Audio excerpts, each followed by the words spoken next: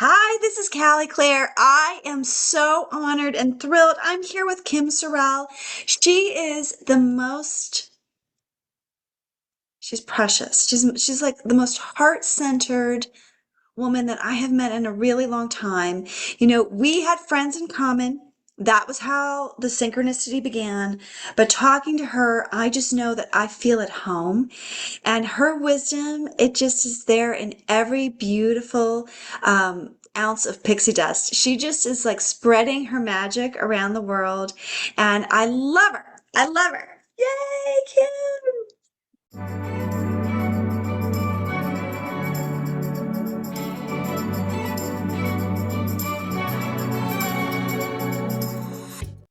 Welcome to the show. I'm so glad you're here. You're going to be so glad you're here. I am Kim Sorrelle, and I'm a speaker and author. I get to do a lot of fun things in life, but my favorite by far is meeting people. And I get to meet some of the greatest people that walk the face of this earth. And today is no exception. I have Callie Claire here today, who has not only an incredible story, but incredible talents, incredible gifts. And we're going to dive into all of it. And you get to hear all about her. And she's an author, a painter, interior design, award-winning at everything she does. She does interior design. She does all kinds of things. She's a mom and a wife and all the things. And so we're going to dive into all of it. And so, Callie Claire, welcome to the show. My goodness, Kim, thank you so much for having me. I'm thrilled to be here. I I felt an instant affinity with you. We have people in common, but also when I read your story, I thought, oh, this is a new friend in the making. This is somebody that I want to spend time with. So thank you so much. Oh, you bet. You bet. I felt it exactly the same way. I mean, we're just destined to meet, destined to have a friendship. And I love that. I love that. Yes. So, yeah. So, welcome to my world. And as I am welcome to your world. So, it's so great. So, Callie Claire, I want to start out with people knowing, getting to know who you are. So, tell me about 8-year-old Callie Claire. Callie Claire. Oh my goodness. 10-year-old is probably more interesting, but 8-year-old Callie Claire, I won the lottery with my parents. I had a lovely family. My grandparents lived at the river. Every day was an adventure. My grandfather had he was a sailor in World War II in the Coast Guard, and so he was very cautious about the water. And he would make everything a game. So when you ran to the river, you would get in trouble. You couldn't run, you had to walk. And he would slow us down by pretending that this big log would talk to us and that it was a crocodile, you know? So I had a very kind of dreamy, um, imaginative, tree climbing kind of a childhood. And then when I was 10, things changed. Yeah. So, what happened at 10? So they didn't change drastically because fortunately my parents were steady as she goes kind of people, both of them. But what had happened was these were early days of environmentalism. And I would say to my parents, "Oh, my mother's a microbiologist," and they'd say, "What's that?" And I would say, "My dad's an environmentalist," and they would say, "What's that?" And really what happened was kind of a confluence of events in the early 80s. And um, the records are all in the newspaper, but 10 years after that fact, finally, the crew that tried to assassinate my father as a government official ended up going to jail for the second time, that was it. So it was a crazy time because I went to school the next morning and I got great advice from my mother who said, Cal, I know you're tired. I had been like shielding my siblings, and she said, you know what? It's done. It's over with. Life goes on, and if you let them win, your life could be over tomorrow. You could get hit by a drunk driver, so you just have to go on. And that was really the philosophy that was sort of like baked in that moment. And even the kids in the classroom that next morning, people had heard it on the radio, and my teachers saw me get off the school bus and greeted me normally until they realized, ooh, like this is weird, because you could tell everybody was talking about it. Mhm. Moment also seeded my intuition, and it's what makes you feel closer to the divine, to God and Goddess, and the Creator, and to the finality of death and also to the gift of life. Mm. Wow, wow, wow, very interesting. Yeah, so as a 10-year-old, I got to tell you, you're the first person I've ever known, first friend I've ever had whose father had an assassin looking for him. So He that's was a government official. They were a motley crew, or the story would not have ended up the same. There's actually quite a few people I think that have had the kind of story, but their trauma runs so deep they're not able to speak about it, is what I've discovered after, 10,000 hours plus of transformational healing work. But for me, it was a lovely childhood. Like I was reading Sherlock Holmes, Hound of the Baskervilles, and Agatha Christie, and I was fascinated with the Titanic. So I think everything was sort of seeding for being interested in the great mystery of life. yeah, that's so cool. That's really cool. Yeah. Yeah, so did you know that you'd have this passion? Did you always have a passion for interior design? Like, did you have a dollhouse, always moving the furniture around and that kind of thing? I have a dollhouse, but no. So I think the correlation is that when I always count it like the Scottish, like the Irish Fae, like that second sight, right? And so I was always an artist. My mother was very kind. Had watercolor classes, and I remember my first year at SCAD at Savannah College of Art and Design. I was very proud of myself because in color theory, no one was a watercolorist, and so I had the most beautiful. For once, the most beautiful presentation because, I was in courses going on with people that were going to be fine art illustrators and animators, and they are some of the biggest in the world. And so, I think that part of it is like if you can see that vision in your mind and then translate it. And so years later, when I moved to Washington, D.C., I painted renderings of my interiors for the show houses. And there you go. It looked identical. And in one of them, only one table was different than the photograph. And it was something that they couldn't get at the last minute and they had to exchange it for something else.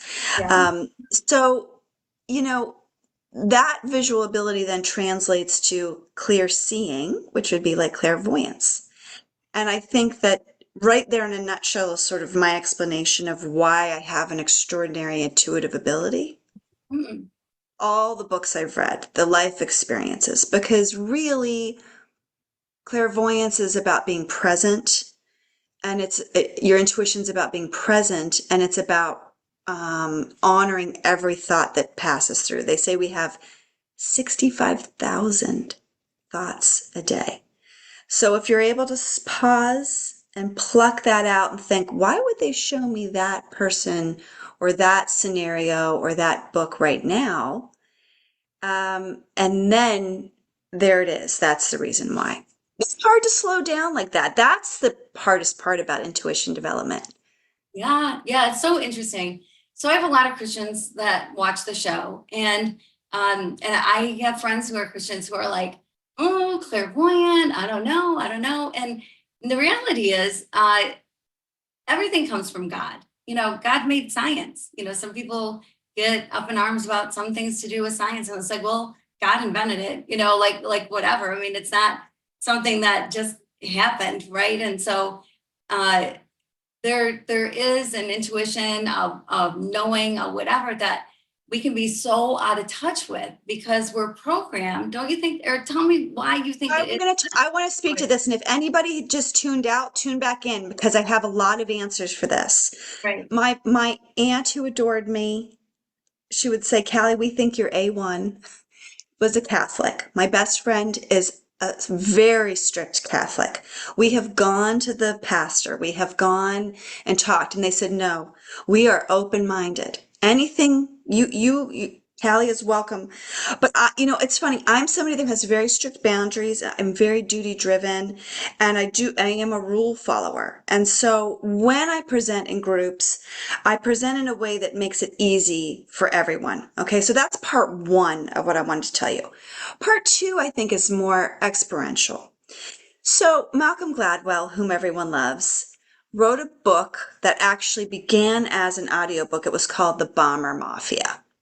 And if you have read a little bit about me, you read that just before COVID, I started my master's. I graduated top of my cohort, 3 years nominated for Presidential Management Fellowship. So I'm somebody who can see the details and the big picture, which is a lot of like what interior design is about. I digress. In this book, he goes back in time in the Bomber Mafia and he talks about Helen Keller's response to the burning of the synagogues and the Jewish libraries and the book burnings, okay, that started in like 1933 and 1934 and 1935. And what happened, he said, it was fascinating. He said, she told everyone, it's okay. They can never take that knowledge away from us. That wisdom is now part of our hearts. It is part of our psyches. It is part of our culture. It can never be erased.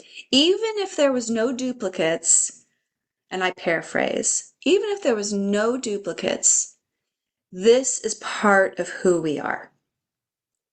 And I think that holistic intuition is our sixth sense. It is a part of everything that we do. But I'll tell you that, like Helen Keller, and he qualified that with one of his scientist friends as something called transactive memory. I do a class on that, transactive memory, which is so fascinating. What we're really talking about, the fact is that in some ways we're all in denial because each of us has been saved by our intuition, by whatever name you want to call that. And I call it like practical woo. You know, when I do my big groups, I'll say, who in this room has ever had a deja vu moment? And every hand goes up. Every hand goes up. A deja vu moment is nothing more than you having a vision of your own actions, movements, self ahead of time. And so, it's about dream metaphor and it's about tapping into that spaciousness of time that as children we take for granted. When you're a kid, you stretch and you think about the dreams that you had in the night, and and then you kind of like wake up with that like kind of like a floating feeling, and then you go about your day. And maybe you think about it here and there. And then as adults, things get so crazy that we forget about that gentle floating time and we forget about the lessons that we learned. So I think that the messages are always there. They're always there, and we are very interconnected. And sometimes there's great mystery where you or I will be shown a flash of a vision, and it's something that we won't know what to do with it. We won't have a place for that, a home for it. That happened to me years ago, um, prior to a famous person having a tragic accident. And it was something that like I kept on seeing the name. I saw that person on TV for the first time, and then the next morning was something happened. And so, like I can remember speaking to big audiences about this. Like what was I supposed to do with that? Right. Good question.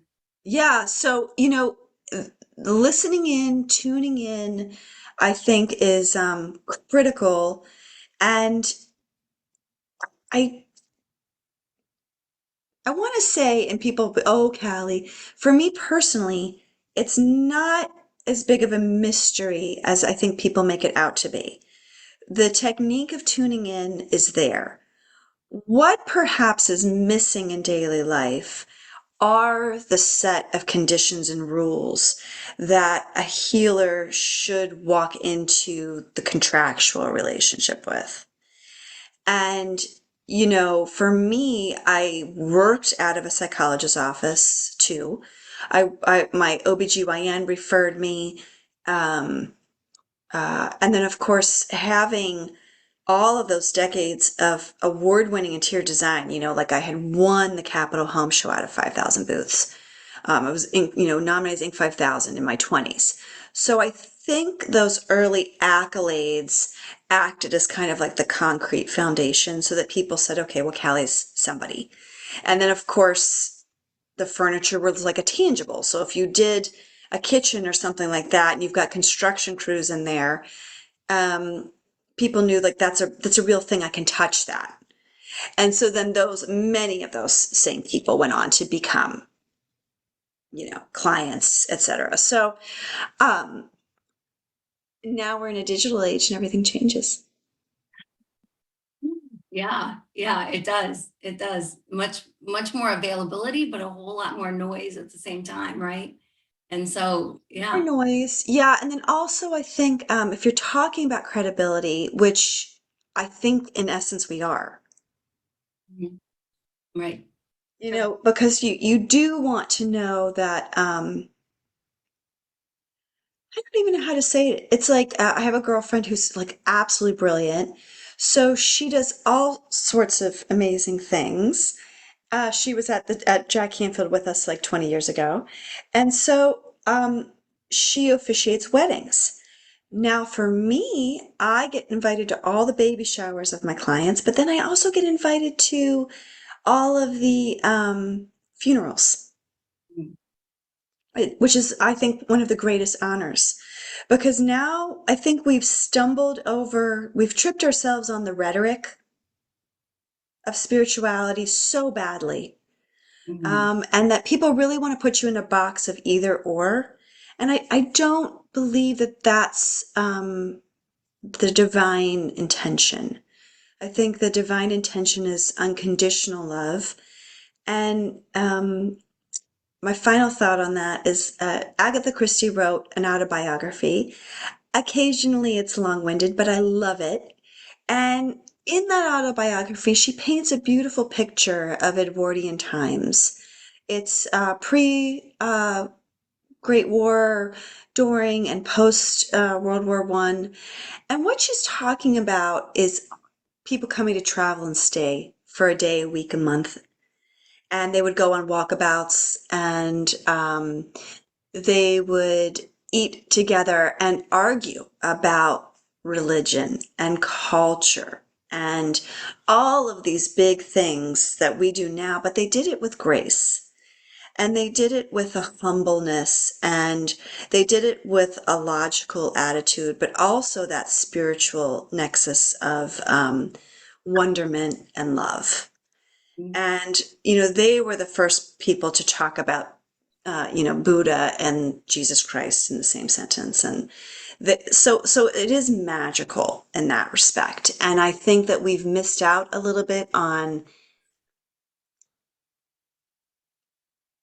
religion and spirituality. And you can have doses of both and respect both. Yeah, yeah, I think that that's so true.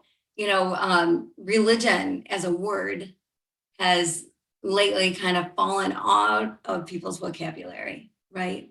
Because you think about religion and you think about a church with a certain set of rules, a certain structure, and some people they need that. They need that structure, and that's what they know, that's what they've grown up with, that's what they have. And but there's more and more people, I think, kind of breaking away from the structure of it and going, okay, what's real here? What's real, and that it's not just a one-way conversation. Like it's can be so easy to pray and go, oh Lord, can you help me with this, and can you help me with that, and help me with this, and then you walk away just when God wanted to answer you, and give you some information. And literally anybody, if you want to take the time and hear and be aware, can do that. Yeah, it really is fascinating.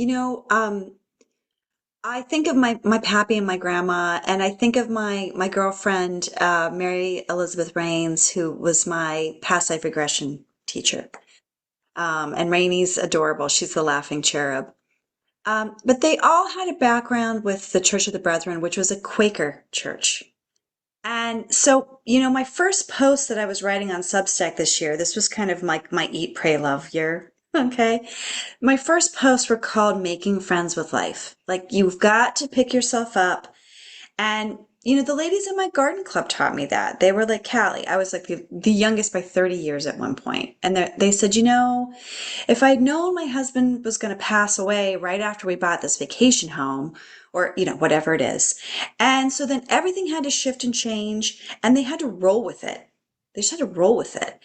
And so, where I had been taking care of my mother-in-law, I was her medical power of attorney during COVID. And, the woman had a horrific time. She had stage 4 cancer. And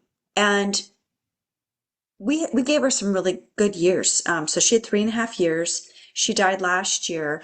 But she also was a difficult lady.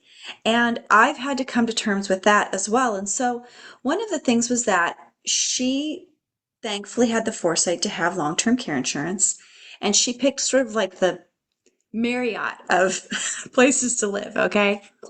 But she struggled with friendship. And so she did not want to go make new friends.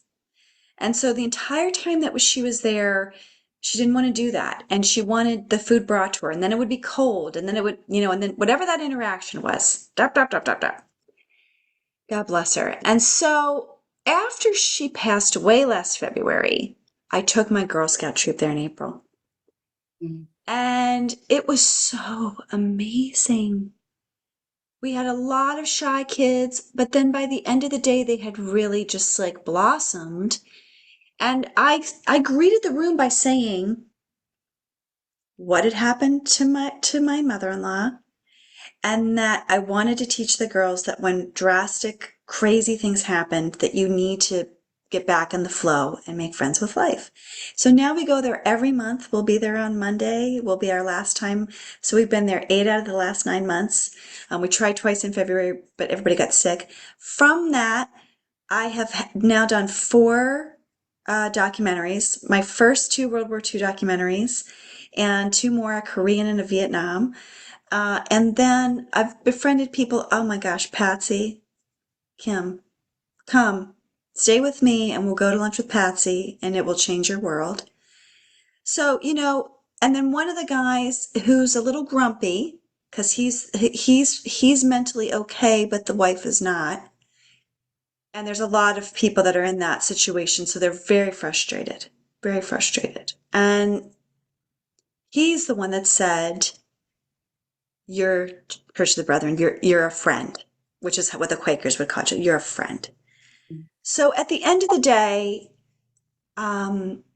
labels do not matter to me. My parents were so incredibly open-minded that I got to go to church or synagogue with everyone. That's how I chose. I got to go with everybody. And then I ended up forming my own philosophy because, frankly, when I read the Bible, I was like, this is really, I would not have done that. But when I read about Buddhism, I was like, oh, I get this. And then later in life, when I read about Native American Mother Earth spirituality and the intergenerational past, present, future, then I was like, I'm home. I'm home. So it's about doing for yourself and doing good. I'm going to leave that with saying religion shouldn't poop on anybody. Okay?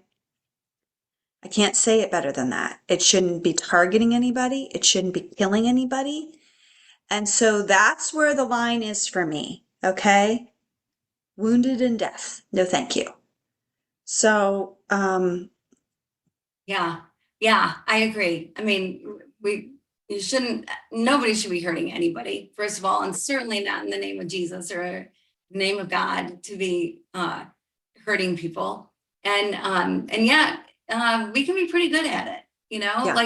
like one of the things that the Bible says that I love, and it's way at the beginning of the Bible, and then Jesus repeats it a few times, is really our only job is to love ourselves, love each other, love God. That's really our only job. Yeah. If you do those things, you're doing this life right. You're doing what you should be doing. And it also says, don't judge. Don't judge. And so often I don't know, people will judge, but call it something else to make it sound like it's not judging. But the reality is, anytime that you look at somebody and you go, you know what? Ah, man, they don't know what I know because I know so much. Well, then you're putting yourself higher than them. Yeah. And nobody is higher than anyone else. We are all Yeah. loved the same generously. We're all walking the same earth. We are all equal. And so anytime you judge somebody, you're saying you're better than. And that should just never be, ever, because there's nobody better than another. Yeah, it's fascinating that this is a fascinating conversation, because then that's kind of like the foundational personal step that somebody takes in the wrong direction. And it's when it becomes a cultural mechanism that it really endangers people. Because then it's like your way or the highway. And, my study of the Holocaust and World War II, and people often divide that, but they must stay together. Um, there was a book that I read, and I will try to find this for you, but it was on Confucius, and it was about, the Japanese bid for attrition. And what it was really saying in this book, and I thought it was fascinating, was like, don't let the white man tread on me. And that was a word that I wanted to say when you were saying that. And it was like those that trespass against us, right? And so then there was this appearance because of many reasons, manifest destiny, missionaries coming into their cultures, that they were thinking that, okay, the white man puts himself above me, which is something that we're still dealing with to this very day. And, the repercussions back and forth. And so how you deal with those differences is really the most critical part. If you're willing to be a diplomat, if you're willing to discuss, if you're willing to break it down, then I think that that's where things should go and so often do not. And then the other part of it is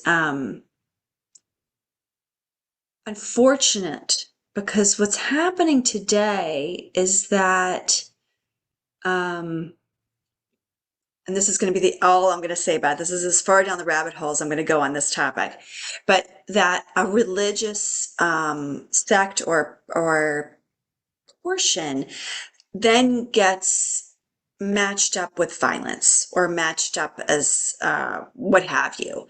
So I think that's the line that gets crossed a lot. And I talked earlier about being sort of a rule follower. And so for me, we talk about thou shalt not kill. That's really where we're at. And so Christians have a pretty good, Judeo-Christians have a pretty good record, I would say globally as a whole, for being a peace-loving people. Um, and Buddhists the same, but for both of them, there can be crazy, violent sects. And so, but there are others that factor that violence into their belief system. That's, I think, perhaps where America's freedom of speech and freedom of religion then clashes, because I think that we tend to be a terribly naive group of people, very charitable, very loving, and I'm not quite sure we always are using our critical thinking head. That's something. And so when we talked about practical woo at the beginning, it's kind of, to me, I call myself the intuitive academic. It's like the EQ and the IQ. They have to partner. They have to work together. So that's I think something that I'm really good at and good at helping people with, honoring both sides and helping people devise a clear methodology to get Yeah, to where they want to go. right, right. Well, what's interesting? What's interesting to me is that we're all a product of every day that we've lived. So you're brought up a certain way, Yeah. you're brought up in church, not church, or brought up with something, not something, whatever it is, but you're brought up that way and then you discover on your own. But depending on who your friends are, depending on the books you're reading, depending on the country you live in, depending on the city you live in, depending on your neighborhood, whatever, where you work, just all of it influences who you are today. And so like, I would say, yeah, I mean, there is stuff happening in the world that shouldn't be happening. But I kind of go back to a place of non-judgment. Like, It's like because scary but fabulous. It's scary yeah, but fabulous. And it talks about, I think of parenting with this, right? Yeah. Like you think of being a parent and how hard it is, because it's like you're an adult, so you're able to control what you ingest every day. And you know when it's time to turn off the news, turn off whatever, and just feed yourself with whatever it is that's gonna, jazz you up and really like empower you. But for the kids, it's like this whole like vomiting, like open door of like you want them to be able to make their own choices, but like what they're, it's a totally different thing. mhm. And at the cultural shifts are so amazing. Yeah. Oh yeah. I mean, such variety, which I love. I love that there's so much variety Yeah. in the world and so much to learn about and so much to Yeah. learn from each other. Yes. And as a whole, people aren't violent, right? Like, so as a whole, No, people I agree are with you. I trying to think, do it right, trying to do it right. Might believe different than I believe, than you believe, right? But believe however you want to believe. Like yeah, it's your life. You live who you believe you're created to be. You believe how yeah. what you believe is right. You know, I Different strokes for different folks. different strokes for Different different. strokes for different folks. True. I'm 1,000% with you. And even, as we're having this conversation, I was talking about parenting. Um, my mind went one way, you went another. And then I came back to center with you because I was like, even if you haven't filled the vacuum of like where religion was with your kids, they find a way. They're investigating. They're investigating. They're finding the way. They're doing their own research in their own way Mhm. of Yeah. what feels like valuable to them. And then, when they're having the experiences, like when we go to, the assisted living home, I mean, my son and this 97-year-old man are like the best of friends. It's so beautiful. And, I'll tell you a quick joke. So, my kids asked me, how did I feel when Lincoln was assassinated? And I said, I wasn't here then, but it's terrible then and it's terrible now. He's one of my favorite figures, my favorite, presidents. And so I said that first night when we were meeting and dining together and everybody was getting to know each other. And Frank, this gentleman that I did the documentary on, said, "Oh," he said, after I was, demobilized, I was on the, funeral for a Civil War veteran, one of the last Civil War veterans. And so it is fascinating because it's like my 6-year-old then gets to be friends with a gentleman who it's like as if your grandparent knew a Civil War veteran. Like it's like a collapsing of the time scale that's so beautiful. And I think that these intergenerational pathways are the ways to go. Um, Even though we've taken so much of the arts and humanities out of education, I feel like that really is the path forward. It's not STEM, it's STEAM. You always have to have the A for art in there because people, it's like the genealogy shows that we're also fascinated with. We want to understand our roots. We want to understand the challenges of other people, and it makes us feel whole and seen. Right. Yeah. Yeah. Absolutely. It is so fascinating. I grew up with that actually. My great aunt, who was my godmother, ran, they called it at the time, an old folks home. And I would go and spend weeks in the summer and spend, the Christmas vacation and spring vacation, whatever. There, I loved it. I loved it. I loved helping and oh my gosh, I got so close with some of the people that lived there and was always devastated when I go and they weren't there anymore because they passed away. But I loved it. And they were so kind to me and so sweet and would sit and talk for hours and tell me about their lives and their families and their dreams that they had when they were my age as a little kid. And I just loved it. I loved being there. And there is something really, really special about that. And in fact, if you've never done that, go visit. There are people that don't get visitors. And so No. there's a lot of places that are very open to, yeah, come visit, come be a visitor, come talk to people.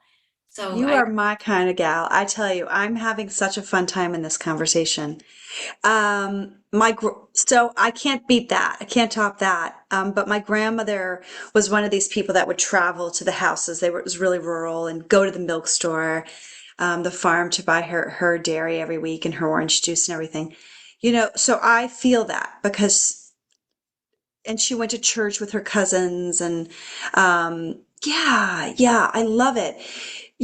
This one lady that I speak of, Patsy, she just, perhaps of all the things that I've had to deal with this past eat, pray, love kind of a year that I've had, where I've kind of like hatched and rehatched and been reborn again and again and again, because I'm not the person that I was.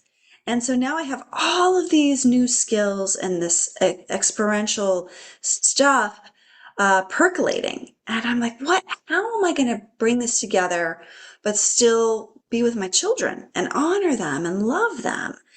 And Patsy, and I want to talk to you about that. Patsy's one of the real, her laser focus, she's so smart. You know, there's like, it's almost indescribable what she says to me when I'm there. She's just like, hold on, the best is just yet to come. But then at the same time, she's talking about the fact that, had she known that her husband wouldn't be there, would she have let them sell her house? Like, she's 90 and still totally with it. She's like, well, all you need to do is go, to the store and get your coffee and your newspaper, and that's a good day, and her friends are still independent, living at home at that age. And so, but she's adjusted gracefully. She's adjusted gracefully. And so, but it's a very poignant reminder that time is not our friend for this second part of our lives. And so, what I've done now is I've created like the dream of what I wished somebody would have offered me. Mm. That's the next step. The next step is offering the dream. Um, that's where I'm at. That's where I'm at. I love that. I love that. Yeah, with things in life, with anything in life, with anybody, if you can use your wisdom. I've got a good friend, John Suzuki, who is starting this project, the Aloha Project, that is so cool. And it's all about the older you get, the wiser you get. You get, the more experience you gain, the smarter you are. Like the more you have to offer. And yet people retire, and as soon as they say, hey, I'm retired, they go, oh, okay. Doesn't matter that you were president of Microsoft, okay, you're retired, so kind of skip by. Well, there's all this wisdom and knowledge in those homes, Yes. in individual homes, in Yeah. people that, man, to tap into that, to You tap know into what? is, The men have an advantage. They just do. The women are different. We for the rest of our lives will have all of the apron strings tied to um, our children as homemakers. We're gaining all of that wisdom every day, volunteering. Like I had founded one of the largest BNIs in Maryland before the babies were born, and then I founded one of the largest Girl Scout troops. And so you bring all of that with you, and there's a time and a place for all of it. Even so, a woman, um, I think, is inevitably more tied down to responsibility. And your environments push you and they create almost an imprisonment situation where it's very difficult to kind of crack the ice and get yourself like free and in motion again. Um, because we haven't normalized the career gap. We haven't normalized all of these things. Um, and the art of reinvention is really filled with these potholes of like feeling that we must make an excuse or explain ourselves when in reality that's not true. It's just like, I'm here, this is what we're offering, this is what we're doing, this is where we're going. Right. Yeah. Yeah, it is. It is. There's definitely role expectations and differences and even, I mean, you carry that baby in your tummy, he doesn't, right? Like there's a bond, a special bond that is a mother bond, right? And it's just the way it is, and no matter what anybody thinks, it's just reality. It's Yeah. science, it's reality, right? And Yeah. it's a beautiful thing. How beautiful is it that Yeah. kids get to experience a father and a mother, like the ones that Yes. do? It's wonderful. And I know plenty of women who are doing it alone, and man, they somehow step up into that father role too. I admire that so much because Same. otherwise there is this gap. But man, Yeah. I don't know. I just admire women that are raising their kids alone. Like, go you! Holy cow! I Congratulations. feel it. And I love your attitude because there is such incredible, it's the greatest role for me. It's what I waited my whole life for because I'm a late in life mom. So I had my children at 41 and 45. So I think whether I'd had them at 21 and 25 or now, the bottom line would be that mom guilt is a thing. It's always going to be there. And your time is like a sacred vessel. And that's really how I started. That was like the impetus. So my Eat, Pray, Love year, I took a very challenging digital marketing course. I became an expert in a lot of things I didn't need to become an expert in. But at the same time, I produced hugely. And now I know exactly where I'm going. So this book, The Native American Spirit Wheel Dream Journal, this is a beautiful book because it's talking about, are we planting the seeds of intention that we even want to plant? Like, are we even like bothering with what the true desire is? Like if no one's there to tell me no, and I'm telling myself no, what does that say? And then what it does is it reminds us that the moon cycles, the moon phases, are their own representative of a project. So it's like I can plant my seeds of intention every new moon. I can I can feed them, I can water them, I can watch them grow. And then as that season dies down, etc. So it's a beautiful way to walk the earth and the patterns of the earth and be in touch seasonally with our emotions. To simplify it, it's like wintering has become a thing now, right? But this is the same idea. So now we're in the natural new year. We're just in the second month of the natural new year. We just started. And so then here we go, right? And we're just planting our seeds of intention. And the message is you're not behind. You're not too old. You haven't lost your skill sets. Everything that you have has perfected your wisdom so that you can go out in the world and share it and spread the pixie dust and be fantastical. And yeah, so this is this one, and it is interactive. I mean, it's beautiful imagery. And there's just one thing I wanted to show you in here. I think I passed it, but it's the way that the Native Americans treat um, the medicine wheel, the spirit wheel as a spiral. So it's like it's honoring the past. So in the past, for want of a better explanation, if they're going to kill one buffalo, they're going to use every single part of it for clothing and structures and dwelling places. And then they're preserving the earth because they know that they have future generations that are coming after them. And so it's like being present in the moment to what worked in the past and for the future. So it's this beautiful ongoing thing that's saying, what we do matters. And then the other part of it is just like this one where it says spring is the birth in the morning.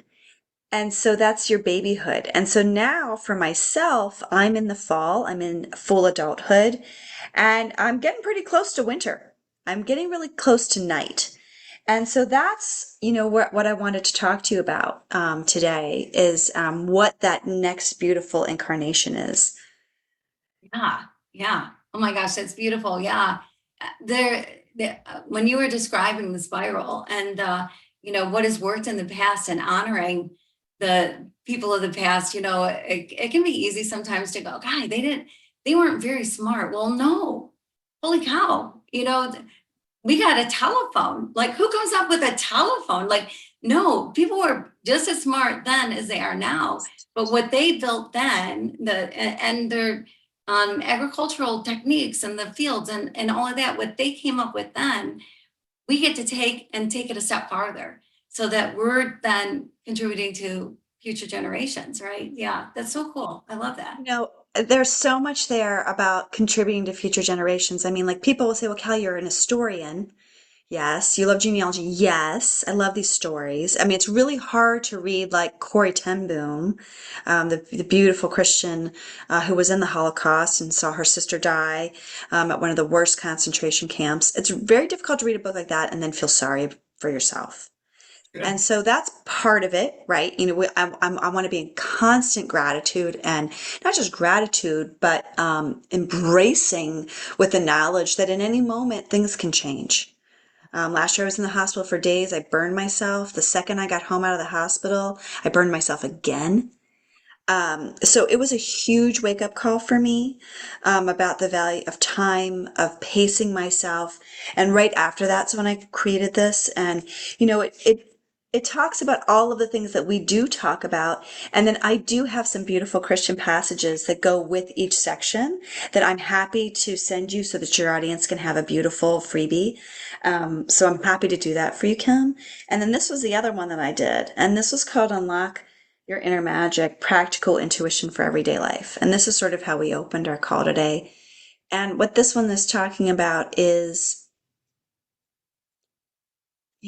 don't forget that you are magical and that contribution, your unique contribution is so different from everyone else's on earth. And if you are in accordance with your Christian values, your Judeo-Christian values, with your spirituality, then you need to understand that only ego is stopping you from stepping onto the stage, because if no one can find you, then no one can embrace the wisdom that you have to offer. So in order to give and to serve and to love others, you have to do what you're doing, and you've got to be out there and you've got to show your heart and lead heart first. I think it's so beautiful. Yeah, yeah, absolutely. Lead heart first. Yeah, that's certainly the way to go. And there's a freedom. There's such a freedom in that when you get away from trying to fix other people or whatever. Like several years ago, I read Codependent No More, which is an old book. I don't even remember what year it was published, but still around. You can still get it. And man, that opened my eyes, because one of the things it talks about in there is unsolicited advice. And I was the queen of it. Holy cow, I had advice for everybody. Anybody have an issue, just come to me and I'll tell you what to do, whatever. Or I point it out even if you don't come to me. And but there's advice and there's unsolicited advice. And unsolicited advice is never good. Never good, because that's not where somebody is. Like I think about even with my kids. I have one daughter and four sons, and so I've got great relationship with all of them. My daughter and I are super tight, and but we can drive each other crazy. Until I realized the reason we were driving each other crazy was my fault, because she would come to me with something and I was automatically turned into, well, if you just did, Fixer. well, if you tried this, well, what if you do this? And then went, oh my gosh, maybe she just needs to talk. Maybe she just needs to talk something out and she's not coming to me for advice. So now I have taken a step back and I try to not give any advice unless she asks for it. and just It's so like that. fascinating. Yeah, that's where I'm at with my daughter, and I need to do a better job of it. I've come to that conclusion, and what's interesting is my girlfriends and I, some of whom found me through the healing work many, many years ago, we actually had a rule. Like it was like one, whatever, one day at lunch where we would say, I don't want any advice about this. I just want to vent. I just want you to listen. And really, that's kind of the rule of thumb I use with most of my girlfriends. And I'll say, I just need to vent. And you know what I mean? Like, just let me go. And okay. And now I'm going to like come back to center. I think that, that's fair.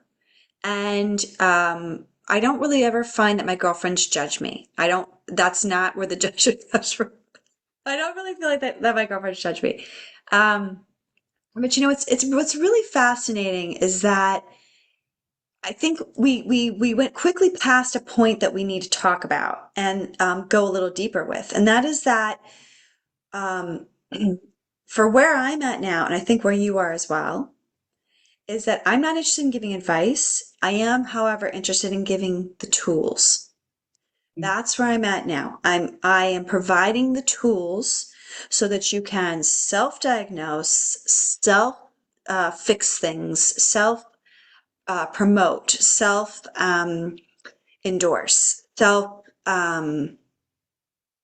you know, Grow, self change, self evolve. Yeah, all of the stuff, right? all of it. Yeah. And that's, I think that's where women will shine. And that's, I think that the momentum of this new Aquarius, age is going is just this whole, um, I do think that we've had a patriarchal society. I don't believe in one or the other. So I feel that the balance is coming back. And, for me, I had to come to terms after the last year of like, I produced so much. I produced about 30 or 40 paintings, and my artwork was in Thimble Art and Literary. I just applied to a show with the Smithsonian affiliated um, work. My two history books, The Cabinet War Wives, has been endorsed for university publication, and The War Wives has been endorsed by the amazing Susan Eisenhower. And not both of those things are in like a intermediary zone right now because I am like examining everything, and the publishing is changing. So it's like now, you become an expert at one thing after the other after the other. But just because you have learned something doesn't not necessarily mean that that's what you want to do. Mm, true. Yeah. Right. And so what I've realized is I know like what that dream was that I needed fulfilled for myself. And this is what we were talking about earlier. So today is the grand debut. I am now selling. I'm so excited about this. And yes, selling, because remember, for everybody, you are investing in yourself. So it's like you pay to pay attention. That's one of the things I've learned for myself this year. You pay to pay attention. So if there is something that has been stuck in your craw, if there's something that your legacy is screaming at you to complete, screaming at you, what I have devised is this, it's like the dream year, and I'm calling it Victory Divine. And it's a 1 year mentorship with done for you and done with you. Now, there's also DIY, and I want to talk about what this is really about. It's for creators and founders so that you can launch with a bestseller outline foundation, not an outline, so that you're answering the call of what people are actually looking for. So we teach you authentic AI, and then we done with you funnels and all the hard stuff so that your beautiful expertise can get launched into the world. Whatever that thing is, whatever you want to teach on. And I'm so excited because I chose well. However, I chose something that was all intangibles and not tangibles. It was Mm, all intangibles and not tangibles. And I chose something that I had to add on all these extra things for that were like incredibly expensive. So what we're doing is a full year mastermind with all of the most amazing people, more people from the Jack Canfield days. I'm so excited. And what we're doing is virtual, but we're doing it with a retreat. Fun. Nice. Yeah. It's got that sisterhood, or if you're a soul-led gentleman, and I have many of those. And so we're doing it. That's the dream part. That's the dream part. So Caribbean retreats, European cruises, and then you meet for breakfast, lunch, and dinner, and you talk and you have those fulfilling conversations. And we do your branding photos, and you get a massage, and you have the people from high level that are literally like teaching you how to do your funnels, or even skip your funnels and just sell from the heart of what it is. Because one of the things I'm noticing, Sarah Fay, who's my mentor on Substack, said this today. She's like, I'm done with incredibly creative and talented women not making any money.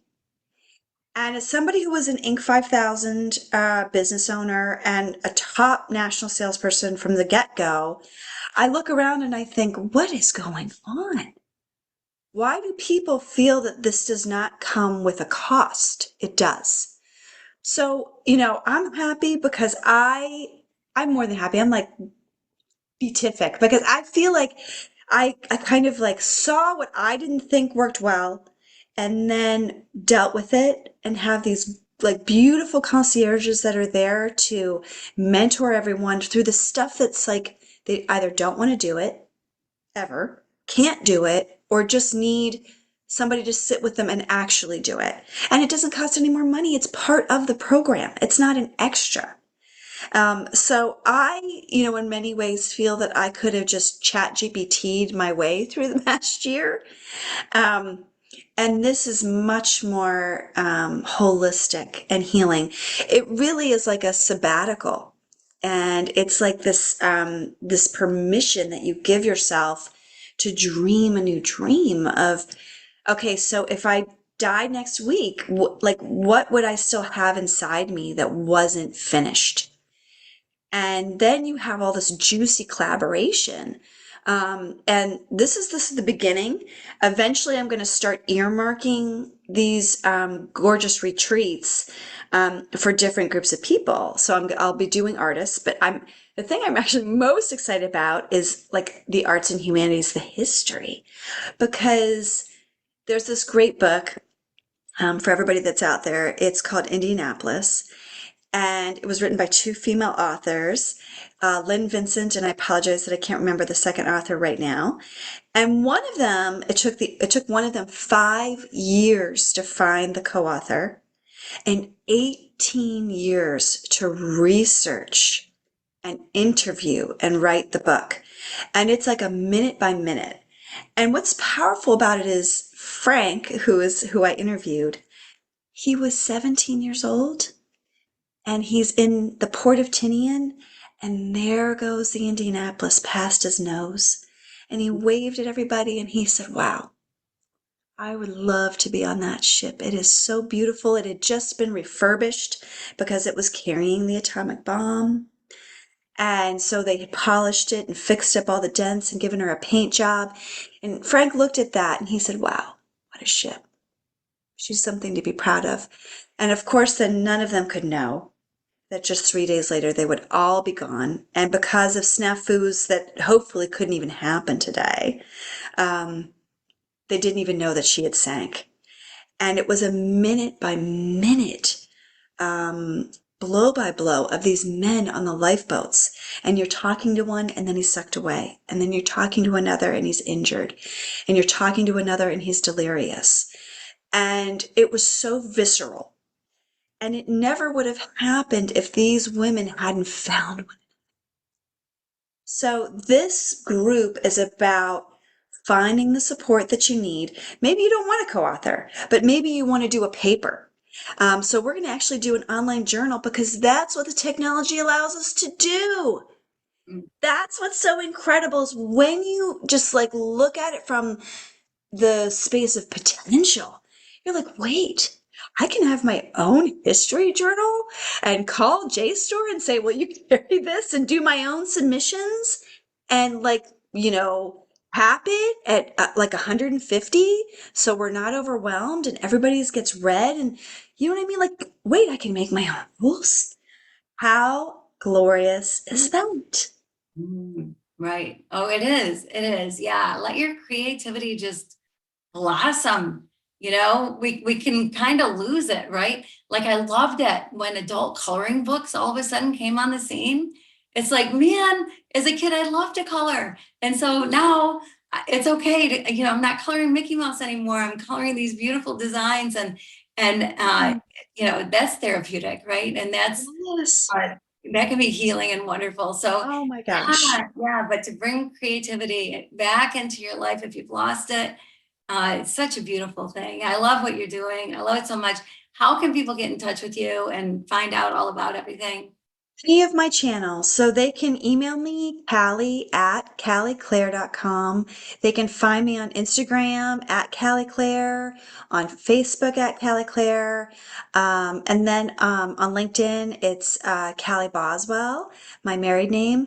And you know what? Any of those places, just DM me and we'll set up a time and I can set you up. I'm doing just 3 things now. Just 3 things. You can have me for half a day, which is my traditional, very effective transformational healing session.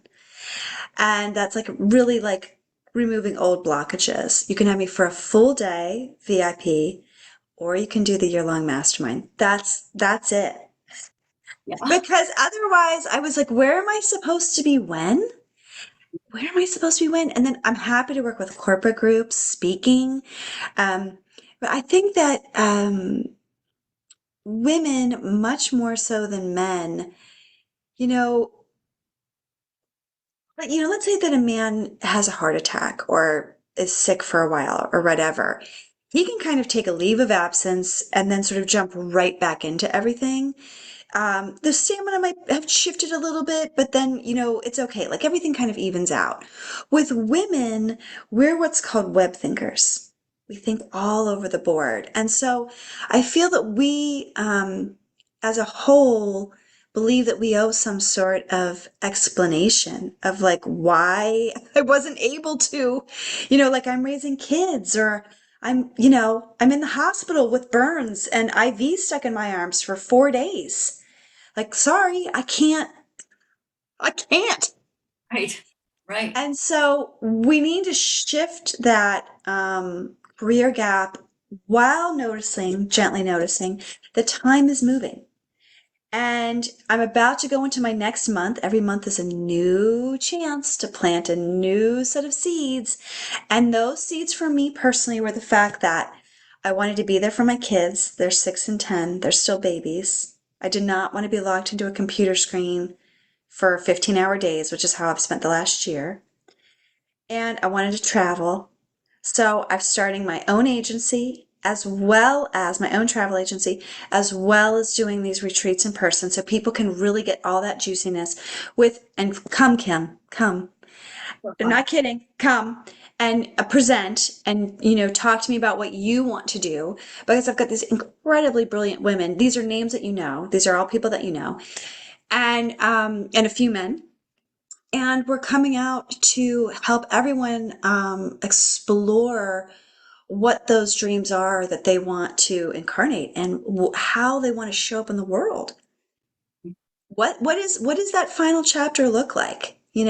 Because really, they say that we all have 3 careers. So if this is the third career, what does that look like? What does that look like?